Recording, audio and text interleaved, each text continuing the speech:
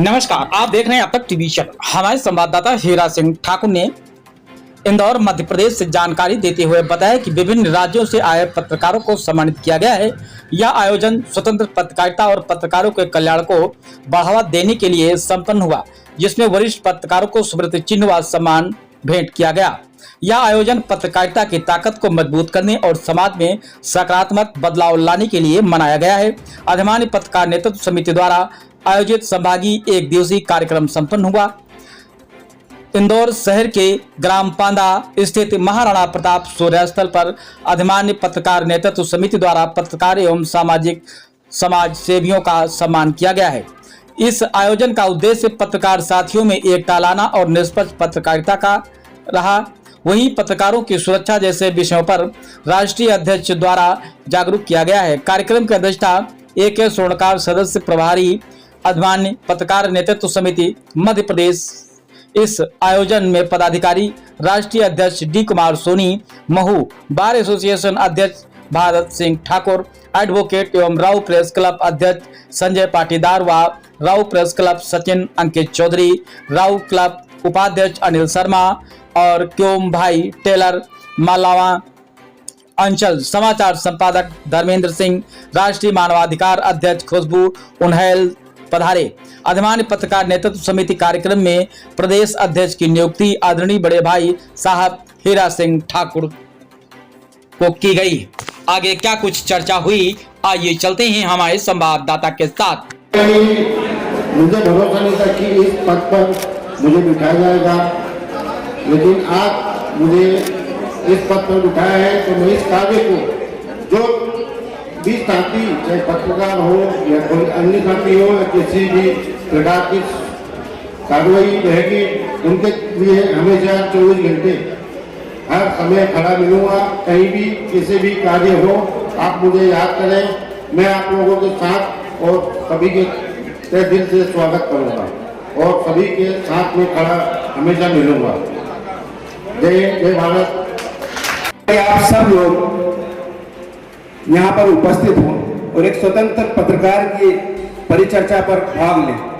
दुर्भाग्य है, विडंबना है, इस इतने अच्छे प्रोग्राम में उपस्थिति इतनी कम है। जानना ही नहीं चाहता कोई भी, लेकिन जब काम पड़ता है पत्रकार से तो पहले पत्रकार महोदय को फोन लगाएंगे, भैया एक खबर बच्चा आपको, अरे आप आके अपनी बात, आज इस खुला मंच मिला था, अपनी बातों को सबके सामने रख सकते थे।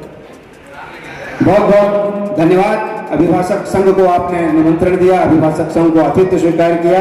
मेरे साथ में मेरे बार के युवा सचिव अभिषेक जायसवाल भी हैं। मैं पूरी टीम को धन्यवाद देना चाहूँगा कि इस प्रकार के कार्यक्रम आयोजित करके और विस्तृत स्तर पर हर ग्रामीण क्षेत्रों में कार्यक्रम आयोजित करके जनता को जागरूक करें। बहुत बहुत धन्यवाद। जय हिंद, जय भारत। क्षेत्रों में एक महत्वपूर्ण भूमिका अदा कर रहे हैं, हम सब लोग देख रहे हैं। पत्रकार एक स्वतंत्र शाखा है। Central government, state government, CBI, ED, जितनी भी हमारी जांच एजेंसी और संस्थाएं हैं, वो केवल एक ही बात से घबराती है, वो है पत्रकार। पत्रकार ऐसी दबी छुपी घटनाओं को उजागर करते हैं जिसको राजनीतिक दबाव या अधिकारी दबाने का प्रयास करते हैं। वर्तमान में इंदौर में एक महत्वपूर्ण घटना हुई थी, जो हम सभी ने उस घटना में एक पत्रकार महोदय ने प्रश्न किया था और वो काफी चर्चा में रहा। भागीरथपुरे का जो एक दूषित जल को लेकर विज्ञापन देने एवं श्रद्धा देने वाले जो प्रकरण 700 प्रकरण बने अभी करेंगे, उस पर 1 साल 1.25 साल हो गए, बैठक ही नहीं हो रही। तो मेरा कहना कि फिर जो सही साथ पत्रकार है उनके प्रकरण निपटाना चाहिए।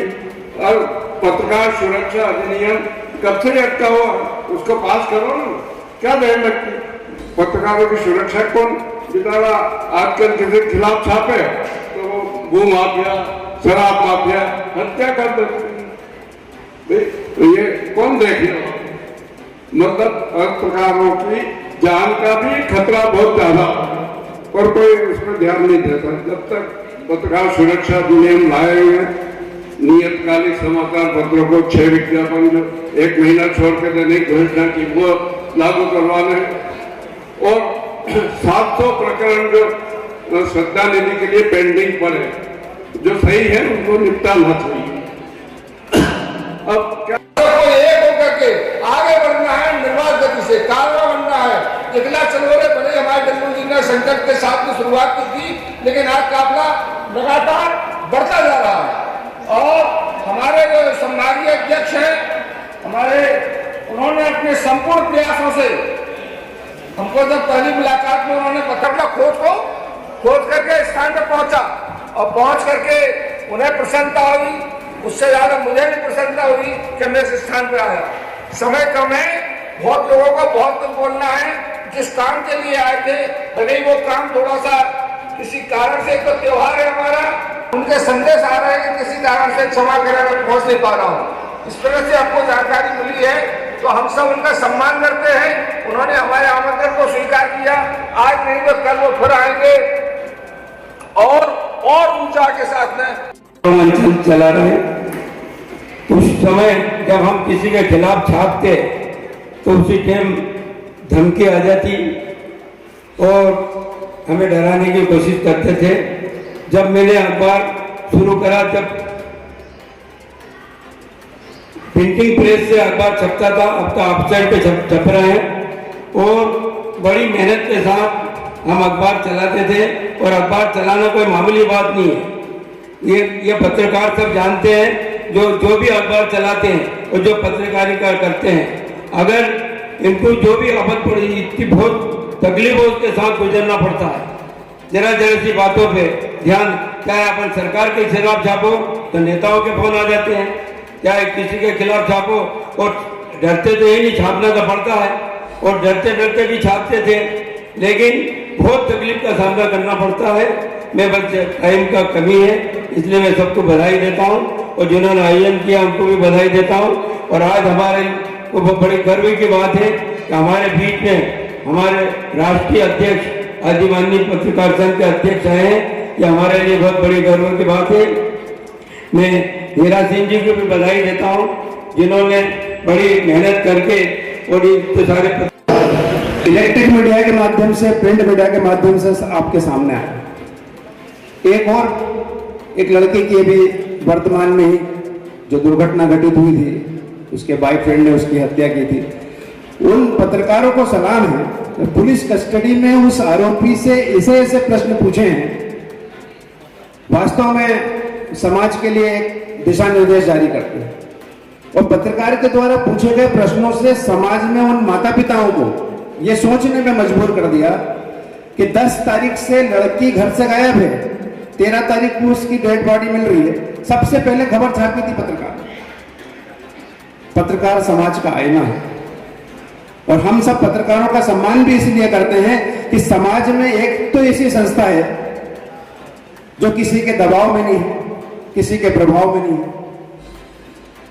उन पत्रकारों को और इस समस्त पत्रकार संघ को मैं प्रणाम करता हूं। आने वाला समय वर्तमान में प्रिंट मीडिया, इलेक्ट्रिक मीडिया का ही रह गया है, यह आवश्यक हो चुका है।